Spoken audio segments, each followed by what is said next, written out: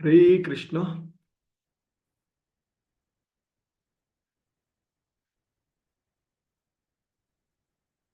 18 రోజులలో భగవద్గీత అవగాహనము అనేటువంటి ఈ కార్యక్రమంలో మనము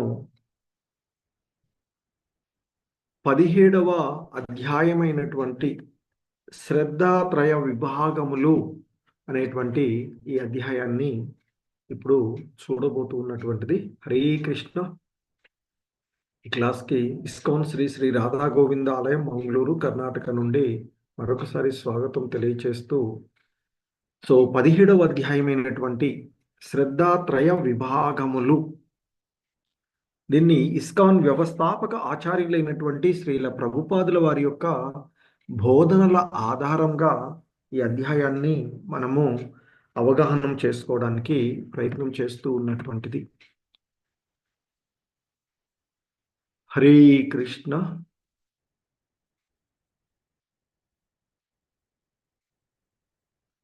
ఈ అధ్యాయంలోని మొదటి శ్లోకం, మరి ఆ 16వ అధ్యాయంలో ఆ భగవంతుడు దైవ మరియు దైవీ గుణాలను అసుర గుణాలను గురించి ఆయన తెలియచేసినటువంటి అంశాన్ని మనము అక్కడ చూసినటువంటిది.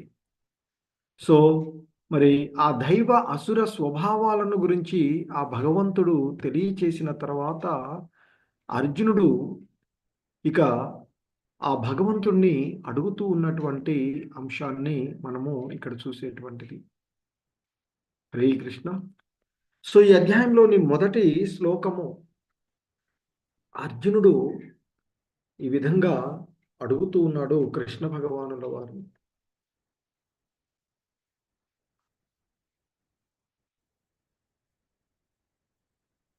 అర్జున ఉవాచ ఏ శాస్త్ర విధి ముత్సృజ్య యజంతే శ్రద్ధయాన్వితాః తేషాం నిష్ఠాతు కా కృష్ణ సత్వమహోరజస్తమః. అర్జునుడు అడుగుతూ ఉన్నాడు, ఎందుకంటే ఆయన అంతకుముందు అధ్యాయంలో ఆయన చెప్తూ ఉన్నారు. అందుకే అర్జున, మనిషి శాస్త్ర ప్రమాణం ద్వారా ఏది కార్యమో ఏది అకార్యమో తెలుసుకోవాలి. అట్టి విధానాలు తెలుసుకొని క్రమంగా ఉన్నతి పొందగలేలాగా కర్మలను ఆచరిస్తూ పోవాలి అంటూ 16వ అధ్యాయం చివరి శ్లోకంలో చెప్పినటువంటిది. అది విన్న తర్వాత అర్జునుడు అడుగుతూ ఉన్నాడు కృష్ణ భగవానుల వారిని, ఓ కృష్ణ, హరే కృష్ణ, ఓ కృష్ణ, శాస్త్ర విధులను పాటింపక తమ స్వంత కల్పన ప్రకారముగా విశ్వాసంతో పూజలు చేసే వారి పరిస్థితి ఏమిటి? వారు సాత్వికులు అవుతారా, రాజసులు అవుతారా, లేదా తామసులు అవుతారా అనేటువంటిది అర్జునుడి యొక్క ప్రశ్న. అంటే వారు సత్వగుణంలో ఉన్నవారు అవుతున్నారా, లేదా రజోగుణంలో ఉన్నవారా, లేక తమో గుణంలో ఉన్నవారా? మనకి 3 గుణాల గురించి ఇంత ముందే చూసినటువంటిది.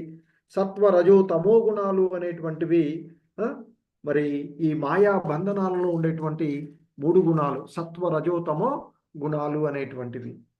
మరి శాస్త్ర విధి విధానాలను పాటించకుండా తన సొంత కల్పన ప్రకారము శ్రద్ధ విశ్వాసాలతో పూజలు చేసేటువంటి వాడు సాత్విక గుణం కలిగిన వాడవుతున్నాడా, రాజసిక గుణం కలిగిన వాడా, లేదా తామసిక గుణాన్ని కలిగిన వాడా అనేది అర్జునుడిది. ఆ విధంగా మరి అర్జునుడు, ఎందుకంటే అంతకుముందే మనకి చెప్పినటువంటిది, శాస్త్ర విధులను అనుసరించని వాడు, ఇప్పుడే చూసాం మనం, శాస్త్ర విధి విధానాలను పాటించని వాడు అసురుడుగా చెప్పబడుతూ ఉన్నాడు. మరి శాస్త్రాలను శ్రద్ధగా అనుసరించేవాడు దేవత అని పూర్వపు శ్లోకంలోనూ అంతకుముందు 9వ అధ్యాయంలో కూడా వచ్చినటువంటి అంశాలు. మరి ఇప్పుడు అర్జునుడు అడుగుతుంది ఏంది?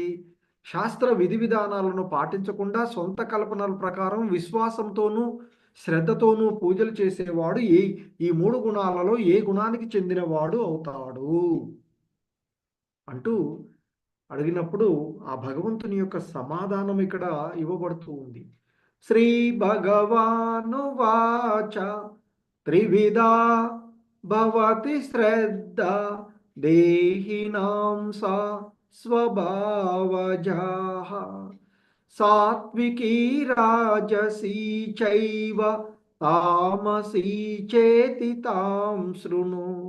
శ్రీకృష్ణ భగవానులు సమాధానం చెప్తూ ఉన్నారు అర్జునుడికి. ఆ కృష్ణ భగవానుడు ఈ విధంగా పలికారట. ఓ అర్జున, దేహధారి అయినటువంటి జీవుడు పొందినటువంటి ప్రకృతి గుణాలను బట్టి అతని యొక్క శ్రద్ధ సాత్వికంగాను, రాజసికంగాను లేదా తామసికమును 3 రకాలుగా ఉంటుందయ్యా. మరి ఆ 3 విధానాలను గురించి నేను చెప్తాను విను అర్జున అంటూ ఆ కృష్ణ భగవానుల వారు చెప్తూ ఉన్నటువంటిది. మరి ఏంటో చెప్తున్నారు. సత్వానురూప సర్వస్య శ్రద్ధా భవతి భారత శ్రద్ధామయోయం పురుషో యో యశ్రద్ధ సాయేవ సహ. ఓ భారత, ఓ భరతవంశీయుడా అర్జున, వివిధ ప్రకృతి స్వభావాలను బట్టి మానవులందరికీ వారి వారి యొక్క శ్రద్ధ కలుగుతుంది. శ్రద్ధ లేనటువంటి వాడంటూ ఎవడు ఉండడు. ఎవరికి ఎలాంటి శ్రద్ధ ఉంటుందో అలాంటి వాడే అవుతాడు అంటూ ఈ 3 రకాలైనటువంటి శ్రద్ధలను గురించి ఆ కృష్ణ భగవానుల వారు అర్జునుడికి తెలియచేస్తూ ఉన్నటువంటిది. ఎందుకంటే ఎటువంటి వాడైనా ప్రతి మనిషి ఏదో ఒక రకమైనటువంటి శ్రద్ధను కలిగి ఉంటాడు అని చెప్తారు. కాబట్టి మరి అతను కలిగి ఉండేటువంటి స్వభావాన్ని బట్టి అతని యొక్క శ్రద్ధ సాత్వికము లేదా రాజసికము లేదా తామసికంగా భావించబడుతుంది అంటూ చెప్తూ ఉన్నటువంటిది. మరి ఎటువంటి శ్రద్ధ ఉన్నవాడు అటువంటి వాళ్ళతోనే జత కూడేటువంటి అవకాశం ఉంటుంది అని చెప్తూ ఉంటుంటారు. సో ఇంకా మనకి ఈ శ్రద్ధ అనేటువంటిది పుట్టుక సంబంధం లేదు. వారి యొక్క కర్మలను, వారి చేసేటువంటి గుణాలను అనుసరించి శ్రద్ధ కలుగుతూ ఉంటుంది. ఇక్కడ 3 అన్నదమ్ములు ఉన్నప్పటికీ విభీషణుడేమో సత్వగుణంలో ఉండేటువంటి వాడికి ఉదాహరణగా చెప్తారు. మరి రావణుడేమో రజోగుణంలో ఉన్నవాడు, ఆ కుంభకర్ణుడేమో తమో గుణంలో ఉన్నవాడిగా చెప్పబడేటువంటిది మనం ఇక్కడ చూస్తూ ఉంటాం.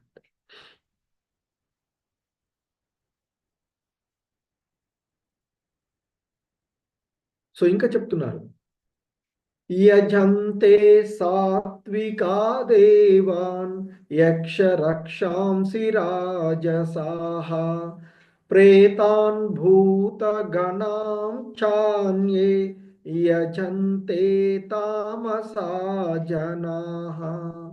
సత్వగుణంలో ఉండేటువంటి మనుషులు దేవతలను పూజిస్తారు. రజోగుణంలో ఉన్నవారు యక్ష రాక్షసులను పూజిస్తారు. ఇక తమో గుణంలో ఉన్నవారు భూత ప్రేతాలను పూజిస్తారు అర్జున అంటూ చెప్తూ ఉన్నారు.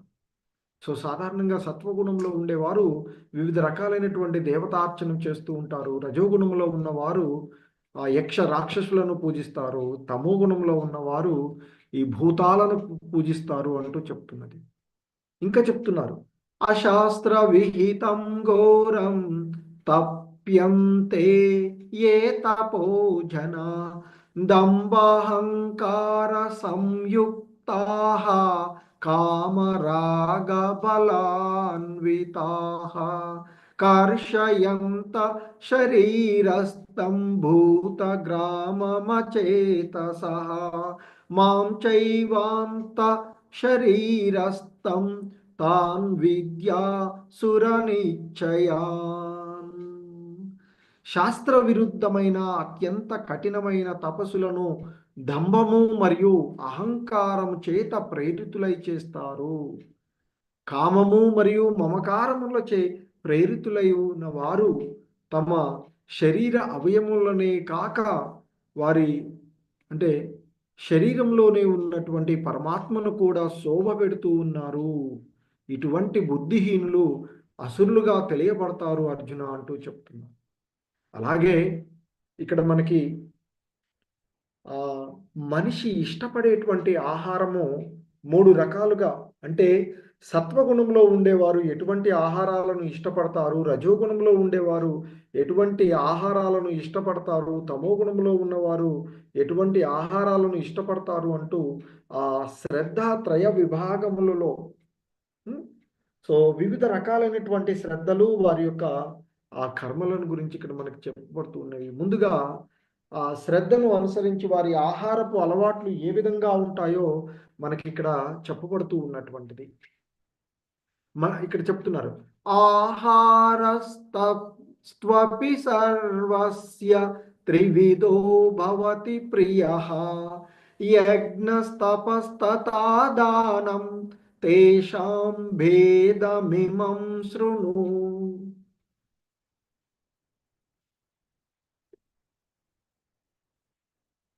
మనిషి ఇష్టపడేటువంటి ఆహారం కూడా ప్రకృతి మూడు గుణాలను అనుసరించి మూడు విధాలుగా ఉంటుంది అని చెప్తున్నారు.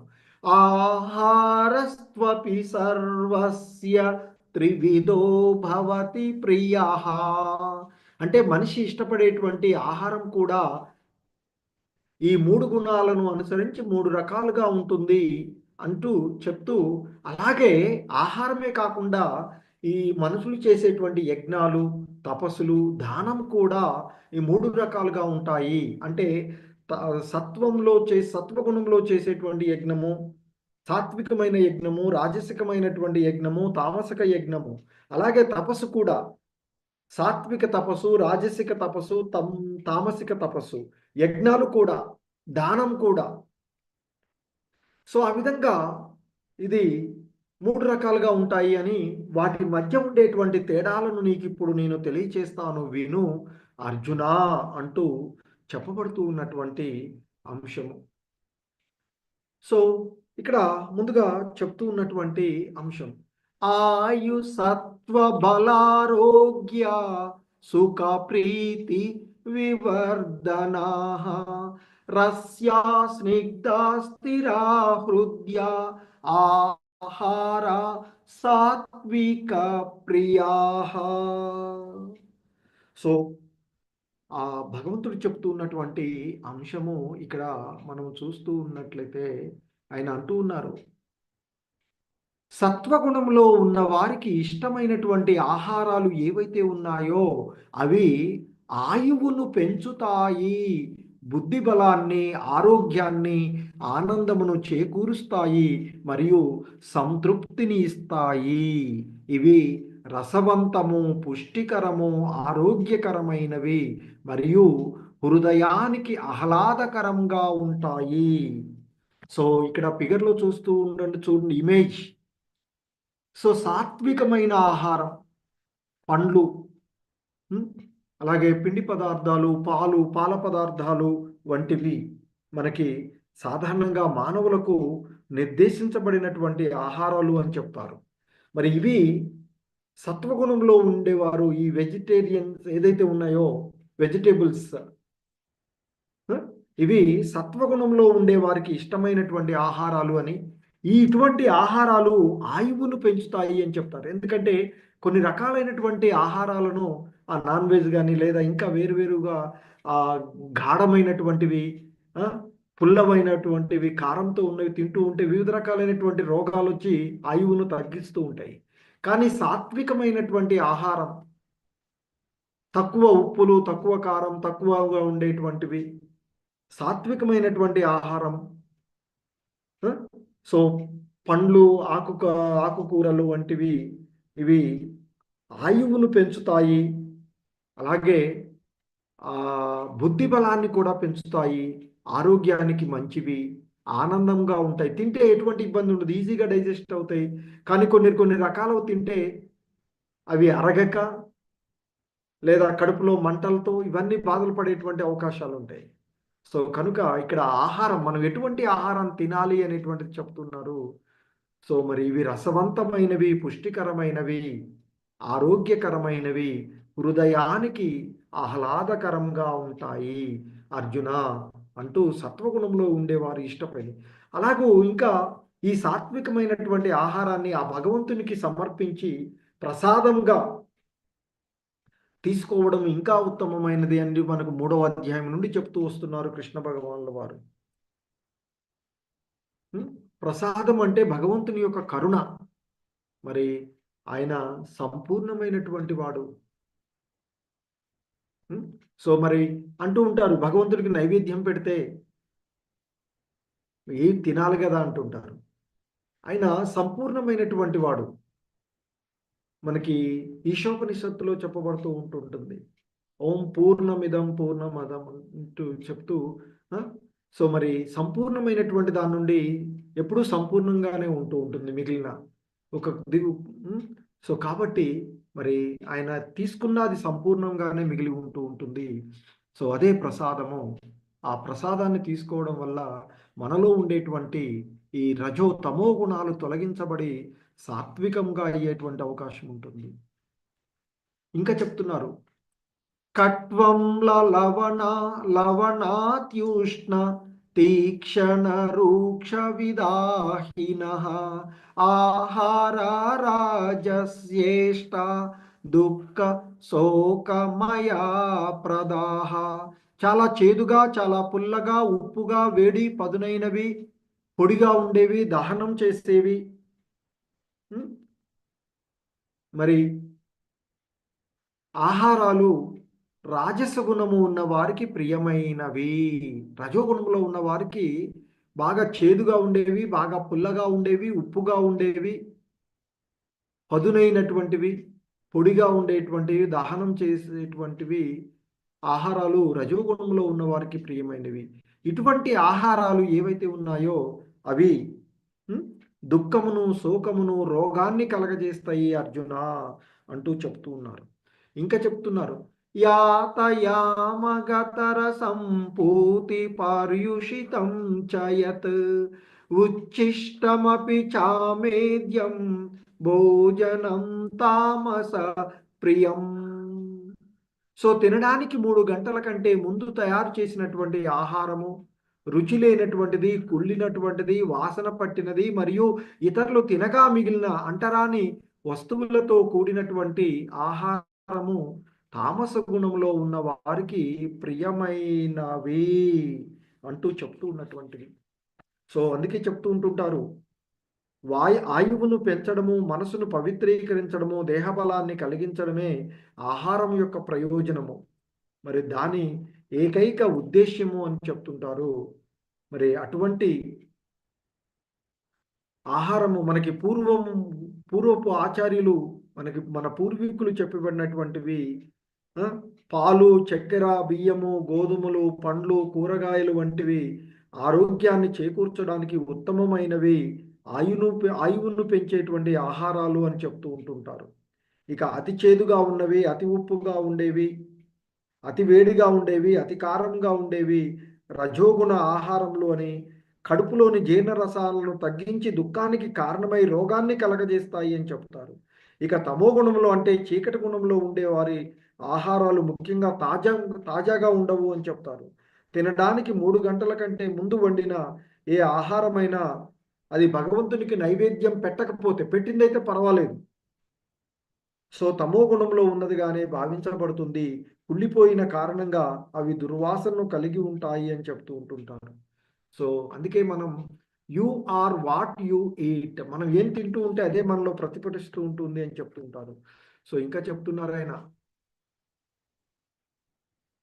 अपलाकाङ्क्षी वीर्यज्ञो विधि दृष्टो युज्यते यष्टव्यमेवेति मनः సమాదాయ సాత్వికః. శాస్త్ర నిర్దేశాలను అనుసరిస్తూ అంటే శాస్త్ర గ్రంథ యొక్క ఆదేశాల ప్రకారము విధిగా ప్రతిఫలం కోరుకొని వారు మనసులో దృఢ సంకల్పంతో చేసే యజ్ఞము సత్వగుణంలో చేయబడినటువంటి యజ్ఞంగా ఉంటుంది అంటూ చెప్తున్నారు. సో మరి ఈ కలియుగంలో మనకున్నటువంటి తరుణోపాయము, మనకున్నటువంటి మార్గము భగవన్నామ స్మరణం, ఈ యుగధర్మం. అదే హరే కృష్ణ హరే కృష్ణ కృష్ణ కృష్ణ హరే హరే హరే రామ హరే రామ రామ రామ హరే.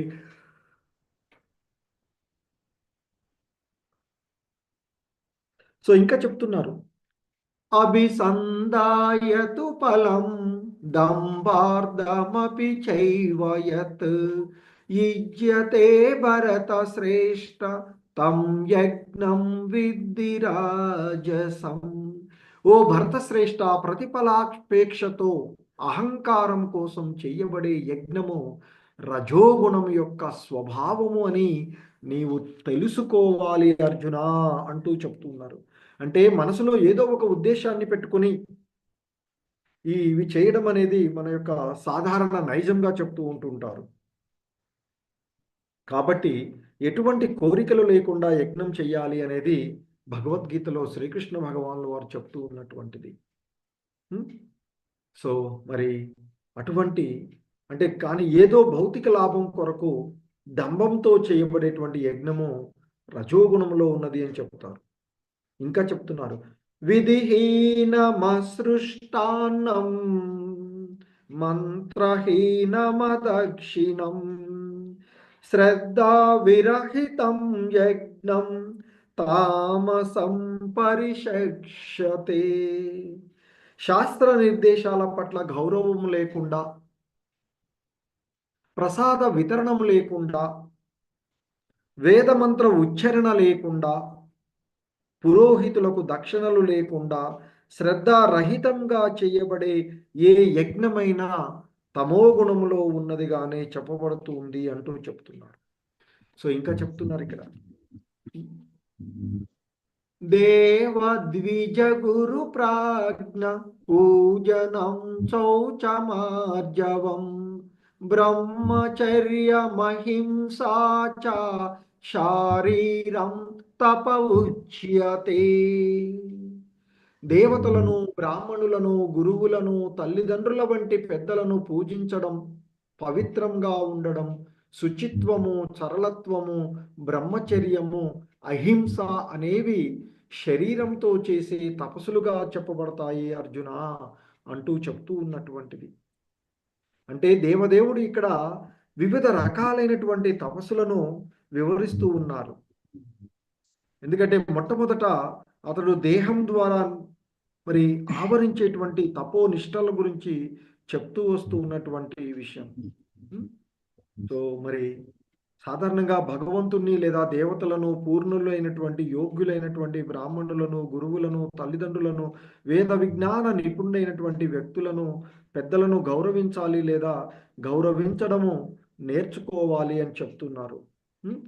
సో అలా అది శారీరకమైనటువంటి తపస్సుగా చెప్పబడుతుంది అంటూ చెప్తున్నటువంటి. సత్కారమాన పూజార్థం తపోదంబేన చైవ యత్ క్రియతే తదిహ ప్రోక్తం రాజసం చలమధ్రువం.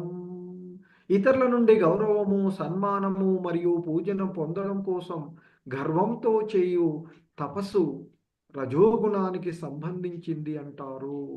ఇది అస్థిరం మరియు అశాశ్వతం. సో ఇంకా చెప్తున్నారు, మూఢగ్రాహేణాత్మనో యత్పీడయా క్రియతే తపః పరస్యోత్సాదనార్థం వా తత్తమ సముదాహృతం.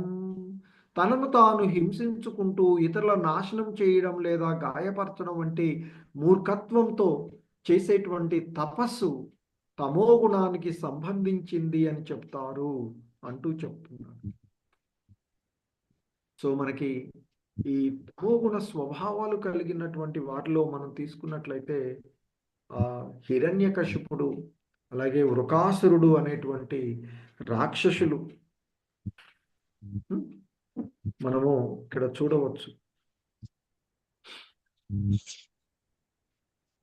సో ఇంకా చెప్తున్నారు, దాతవ్యమితి యద్దానం దీయతేనుపకారిణి దేశే కాలే చ పాత్రే చ తద్దానం సాత్వికం స్మృతం. ప్రతిఫల వాంఛ లేకుండా సరైన సమయంలో సరైన ప్రదేశంలో యోగ్యుడైన వ్యక్తికి కర్తవ్య భావనతో ఆ ఇవ్వబడేటువంటి దానము సత్వగుణానికి సంబంధించినదిగా చెప్తూ ఉన్నటువంటిది. సో మరి సాత్వికమైనటువంటి దానం గురించి ఇక్కడ మనకి చెప్తూ ఉన్నటువంటి ప్రతిఫల వాంఛ లేకుండా సరైనటువంటి సమయంలోనూ యోగ్యుడైనటువంటి వ్యక్తికి విధిగా ఇవ్వబడేటువంటి దానమే సత్వగుణంలో ఉన్నటువంటి దానము అంటూ చెప్తూ ఉన్నటువంటిది. సో మరి ఆధ్యాత్మిక కార్యాలలో నెలకొన్నటువంటి వ్యక్తికే దానం ఇవ్వాలి అంటూ చెప్తూ ఉంటుంటారు. మనకి వేదాలలో చెప్పబడినటువంటివి అది. వివేచనం లేకుండా దానం ఇవ్వడం ఎక్కడా కూడా ఉపదేశించబడలేదు అంటూ చెప్తూ ఉంటుంటారు. సో కాబట్టి దానం చేయడం కూడా సరైన సమయంలో సరైన ప్రదేశంలో యోగ్యుడైనటువంటి వ్యక్తికి కర్తవ్య భావనతో దానం చెయ్యాలి అంటూ చెప్తూ ఉంటుంటారు.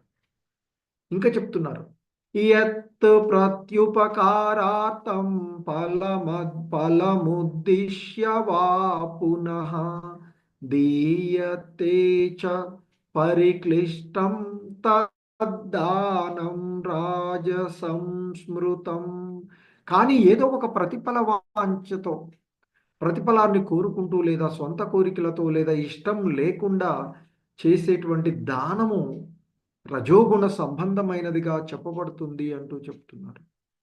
ఇంకా చెప్తున్నారు, అనువు కాని చోట అకాలంలో అపాత్రుడికి అగౌరవంగా అవమానకరంగా ఇవ్వబడేటువంటి దానము తమోగుణానికి సంబంధించినది అర్జున అంటూ చెప్తూ ఉన్నటువంటి అంశం. సో ఇంకా చెప్తున్నారు, ఓం తత్సదితి నిర్దేశో బ్రహ్మణ త్రివిధ స్మృతః బ్రహ్మణాస్తేన వేదాచ్చ యజ్ఞాచ్చ విహితా పురా. సో ఇంకా చెప్పబడుతూ ఉన్నటువంటి అంశాలలో సృష్టి ప్రారంభము నుండి ఓం తత్సత్ అనే 3 పదాలు ఆ పరబ్రహ్మమును సూచించడానికి వాడబడ్డాయి అంటూ చెప్తూ ఉన్నారు.